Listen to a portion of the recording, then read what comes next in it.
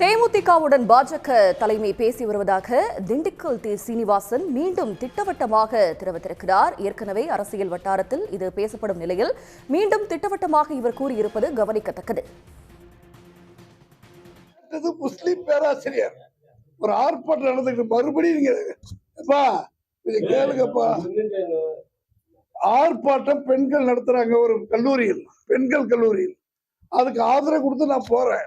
அங்க இஸ்லாமிய பேராசிரியர் சகோதரி பேரை சொல்லி நான் இஸ்லாமிய சேர்ந்தவங்க, நீங்க எம்எல்ஏ ஃபண்ட்ல ரோடு போட்டு கொடுத்தீங்க நன்றிக்குது ஏமா. அதே மாதிரி பிஜேபி மோடியை கொடுக்கறதுனால சிறுபான்மைகள் ஓட்டு இல்லைன்னு சொல்றாங்க. நீ உங்க வீட்டுல சொல்லி ஓட்டு போட சொல்லுமா?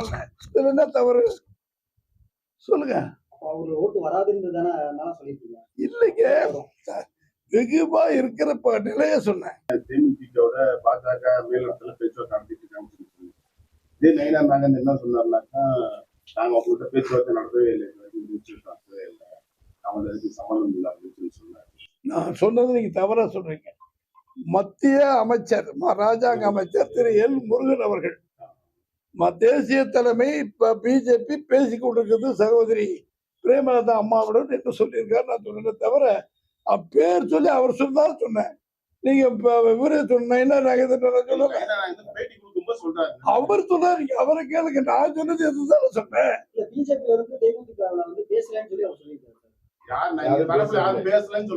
அவர் பேசலைங்கிற நைனா நாகேந்திரன் மற்றவங்க சொல்றாங்க. எல் முருகன் அவர்கள் அவரு மாதிரி தேசிய தலைமை பேசிக்கிட்டு இருக்குன்னு சொல்றாரு. அவங்க என்ன சொல்றாங்க, அவர்கிட்ட பேசின 2 இடத்துல பேசுறீங்களா சொல்ற, யாரு உங்களுக்கு சொல்றாங்கன்னு கேக்குறாங்க. அப்ப ஏதோ ஒரு இடத்துல ஏதோ நடந்துகிட்டு இருக்கு, பேசிக்கிட்டு இருக்காங்க. வரட்டுமே, என்ன அவசரம். விஜய் கட்சியான தாவேகால இதுவரைக்கும் கூட்டம் நடத்தி 5 பொதுக்கூட்டத்துல இதுவரைக்கும் 50 பேர் உயிரிழந்திருக்காங்க. இப்ப நேற்று நடந்த சேலம் பொதுக்கூட்டத்துல கூட பாத்தீங்கன்னா ஒரு வடமாநில இளைஞர் உயிரிழந்திருக்காரு. ஆனா அவருக்கு நிவாரணன்ற பேர்ல ஒரு 5 லட்சம் ரூபாய் கொடுத்து அந்த இறந்ததை மறைக்க பாக்குறாங்க. இதை பத்தி சிக்க வைக்கிறாரு. அருமையான கேள்வி. இப்ப நீங்க அத சேலம் கூட்டம் நடந்தது, திரு விஜய் அவர்கள் கலந்துகிட்ட கூட்டம் சேலம் நடந்தது. ஏற்கனவே 42 பேர் 43 பேர் இறந்த கரூர் சம்பவத்துக்கு ஒரு 70 கிலோமீட்டர்ல தான் இருக்குது. அதுக்கு அடுத்துதான் அங்க பேசுறாரு. யார் இறந்திருந்தாலும் சம்பவம் நடந்திருந்தாலும் துயரமானது, துக்கமானது, நாமளும் துக்கத்துல கலந்துக்கிறோம். 72 நாள் அந்த கரூர் சம்பவத்துக்கு வெளியே வரல அவர். அது மிக குறைவு. அவருக்கு இருக்கிற பணத்திற்கு ஒவ்வொரு கோடி கொடுத்திருக்கலாம். அது இருந்த மக்களுக்கு அதுதான் அதுக்கு காம்பன்சேஷன் சரியா வந்திருக்கும். ஆனால் நேற்று ஒரு வேற்று மாநிலத்தை சேர்ந்த இவரை பார்க்க வந்தவர், இவர் பேச வந்தவருக்கு 5 லட்சம் கொடுத்திருக்கு, பிச்சை காசு போடுவது போல போட்டிருக்கிறார் சொன்னால் யாரும் ஏற்றுக்கொள்ள மாட்டார்கள். கரூரில் மறந்த மக்களுக்கு என்ன காம்பன்சேஷன் நஷ்டஈடு கொடுத்தாரோ அதே தொகையை அவர்களுக்கு கொடுத்து அவருடைய குடும்பத்தில் இருக்கிற குழந்தைகள் எல்லாம் எல்லாரும் வீட்டுக்கு அவர் ஆபீஸ்க்கு அழைத்து ஒரு நட்சத்திர ஹோட்டலுக்கு அழைத்து பேசியதை போல அவர் இறந்தவருடைய குடும்பத்தை பேசி அவர் குடும்பத்துடைய கல்வி செலவு அத்தனை அவர் ஏற்றுக்கொள்ள வேண்டும். இது பொதுமக்களுடைய நியாயமான கருத்தை செய்ய வேண்டும். 5 லட்சம் கொடுத்தது அநீதி. நான் கேட்கிறேன், திரு விஜய் அவர்கள் 52-42 சட்டப்படிதான் இந்த கூட்டம் நடக்குதுன்னு சொல்றாரு. அங்க ஒரு இறந்திருக்கிறார், இன்னொரு காயப்பட்டிருக்காரு. வெயில் கொளுத்துற வெயில்ல நிக்கிறாங்க. 5 லட்சத்துக்கு ஒரு லட்சக்கணக்கில் கூடிய திரு மோடி ஐயா அவர்கள் வந்த கூட்டம். அழகான பந்தல் போட்டு உட்கார்ந்துருக்கவங்க நிழல்ல உட்கார்றாங்க, அவரும் நிழல்ல பேசுறாரு. யாருக்கு எந்த காயில்ல அழகா சேர்லாம் போட்டு உட்காந்துருக்காங்க. இவர் மட்டும் வெயில்ல 10 மணினா 2 மணிக்கு பேசுறாருன்னா சோறு இல்லை, தண்ணி இல்லை, பத்திரிக்கையில் எழுதுறாங்க. ஆம்புலன்ஸ் பேருக்கு நிக்குது, தண்ணி எங்கோ வச்சிருக்காங்க. சரியான உணவுல காட்டுக்குள்ள போய் போடுறாரு, இருந்தா கூட வாங்கி சாப்பிடுவாங்க.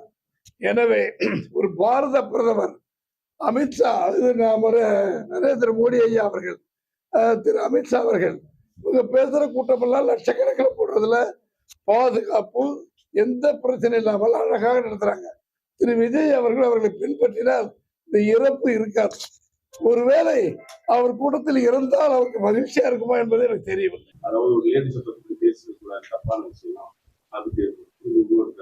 இல்ல அதான் இது அவங்கவுங்க அவர் மட்டும் மாநில பல பேர் அதை கருத்து சொல்லியிருக்காங்க. அதுக்கு பதில் சொல்ல வேண்டியது திரு நைனா நாகேந்திரன் அவர்கள் சொல்லுவார். சொல்லுவாரு. அது நம்ம எதிர்பார்க்கலாம். டைம் இருக்கு, எப்போனா சொல்லலாம்ல. டெய்லி பல ஊருக்கு போறாரு, எங்க பத்திரிகை பார்த்து சொல்லுவாரு. எதிர்பார்ப்பு இல்ல, அந்த கருத்து தவறானது. தனிப்பட்ட விமர்சனங்கள் யாரை பற்றியும் அரசியலிலே பேசக்கூடாது என்பதுதான் என்னுடைய கருத்தும். ஆனால் அதுக்கு என்ன விளக்கம் என்பதை அவர் தான் சொல்ல வேண்டும். அது ஒன்றும் மாற்று கருத்து. செங்கோட்டையன் வந்து பாஜக ஒரு கட்சி இல்ல, நயனா நாயகன் ஒரு ஆளே கிடையாது அப்படின்ற மாதிரி சொல்லியிருக்காரு. சூப்பர் கேள்விப்பா, எப்படிப்பா பெத்து விட்டுருக்காங்க. சரி, அதனால திரு செங்கோட்டையன் அவர்கள் அந்த இவரு நயனா நாயகன் ஒரு ஆளா, பிஜேபி கட்சி ஒரு கட்சியா அப்படின்னு சொல்றாரு. தயவு செய்து நீங்க சிந்திச்சு பார்க்கணும். நயனா நாகேந்திரன் அவர்கள் திரு செங்கோட்டையனை விட வயது குறைந்தவராக இருக்கலாம். ஆனால் அவரும் அமைச்சராக இருந்து மாநில பொறுப்புகள் அத்தனை இருந்து எம்எல்ஏ எல்லாமே இருந்து பிறகு பிஜேபிக்கு சென்று பிஜேபியில் உன்னதமான பதவி நம்பர் 1 போஸ்ட் தமிழ்நாடு பாரதிய ஜனதாவுடைய தலைவராக ஆகி இன்றைக்கு எல்லோரிடம் நிலைப்பு எடுத்து அழகமாக சொல்லி கொண்டிருக்கிறார். ஆனால் என்ன காரணத்துக்காக திரு செங்கோட்டையன் அவர்கள் அவர் ஒரு ஆளா என்கிறார், பிஜேபி ஒரு கட்சியா என்கிறார்? நான் அவரை பார்த்து கேட்பது, இந்த திருமதி நிர்மலா சீதாராமன், அமித்ஷா போன்றவர்கள் அத்தனை பேரையும் பார்க்கும் பொழுது பிஜேபி எப்படி தெரிஞ்சது அவருக்கு? அன்னைக்கு என்ன காரணத்துக்காக போனார்? பிஜேபி மட்டம் தட்ட வேண்டிய அவசியம் என்ன? பிஜேபியினால் நமக்கு பெருமை ஏற்பட்ட அந்த கட்சியை அவர் மட்டம் தட்டி பேசியிருப்பது தவறானது. அவர் இதற்கு மன்னிப்பு கேட்க வேண்டும். இப்படி தாண்டோடித்தனமாக பேசக்கூடாது. எந்த விதத்திலும், வயதை தவிர எந்த வகையிலும் திரு நயனா நாகேந்திரன் அவர்கள் திரு செங்கோட்டையன் அவர்களோட குறைந்தவரே அல்ல. அவர் முன்னால பிறந்திருப்பார், பின்னால பிறந்திருக்கார். அதை வைத்து அவர் ஒரு ஆளா ஒரு கட்சியா சொல்வது அது மக்களுடைய தீர்ப்புக்கு தான் விடும்.